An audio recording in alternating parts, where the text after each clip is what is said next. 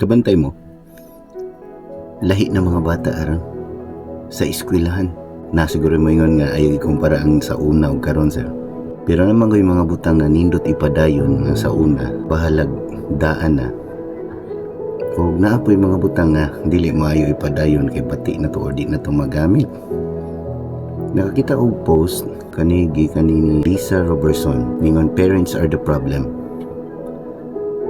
Uyon ko ani pero dili ko uyon sa explanation. Kay dili man tanang parents pod ingani.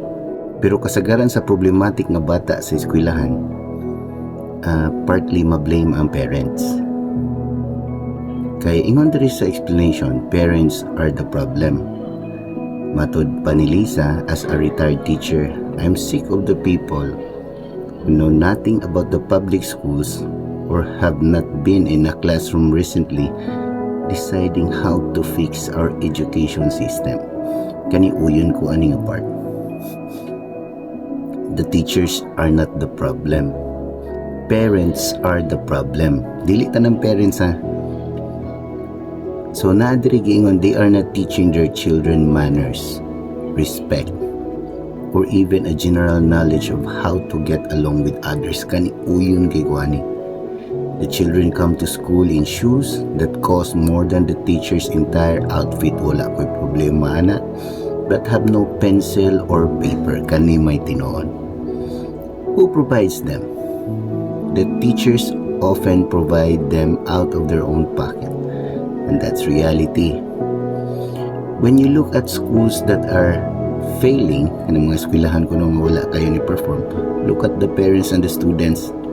Do parents come to parents night or parents meeting? Do they talk to teachers regularly? Do they make sure their children are prepared by having the necessary supplies? Do they make sure their children do their homework? Do they have working telephone numbers? Do the students take notes in class? Do they do their homework? Do the students listen in class, or are they the source of class disruption? When you look at these factors, you will see that it is not the school that are failing, but the parents. Teachers cannot do their job, and the parents' job. Until parents step up and do their job, nothing is going to get better. So, uyon ko ani, pero na ay dili ko uyon sa uban. Like, parents don't need to make sure they talk to teachers regularly. Labi na karon kay nanay trabaho ang ban or busy na duha, mama o papa. They don't need working telephone numbers kaya ang uban parents wala pa maghihapoy cellphone. Labi na public school, mga pobre biya ang eskwela. Ang problema diri sa Pilipinas o bisan asa karon lately karong mga panahon na, parents see the teachers as babysitters na lang. Ang tanaw nila sa mga dilitanan ha, kaning mga problematic na estudyante, ang tanaw nila sa teacher sa ilang anak kay babysitter. Kay sila nagtrabaho man, so ngita man kuno sila kwarta, batayin akong anak din ha, nangita biyo ko trabaho. Nakalimot sila ba nga mga teachers mismo, tao na, tao mi, naapod mi among kaugalingong pamilya, no, nanarbaho pod mi para sa mga anak. Pero amo magyapon gi atiman among anak, pariha man ta nanarbaho. They blame the teachers. Ang mga bata gigutom, they blame the teachers. Ganun nga ninyo pa kana akong anak. Kung di ka po yung mga bata or nag-uol ang mga bata, they blame the teachers. Nga apil man tato sa klase. Lisod man sir. But that's part of schooling. Mura nagkong manglaag ba niya, madamag ang bata. Ang yaya may pasanginlan, bisag lihok pa to sa bata. Ingana ning tabo sa mga teachers ron. Dili pwede kapuyo ng mga bata. Dili pwede mahugaw ang bata. Ngano naghilak niya akong bata. 5 gana.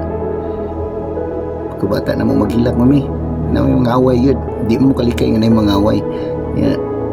Di man na all the time naa ang teachers him balhin man ako grade 6 mo kung balhin ko sa laing room during recess time naagin nay blind spot nga time nga walay teachers, walay adults.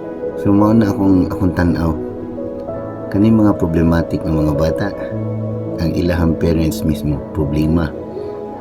Kay uyon ko aning ikaduha nga paragraph, no, they are not teaching their children manners, respect, or even a general knowledge of how to get along with others. Ilalang gitugway ilang mga anak. Nagitoy usa ka teacher ngayang gipatawag iyang parent nganong dugay makuha iyang anak niya ni ana ang ginikanan na, grabe di kini mo bantayan akong anak sir or ma'am, di ka kapaabot nako, padung naman gugo ingana ba no, murag ambot lang unsa inyo ikasultian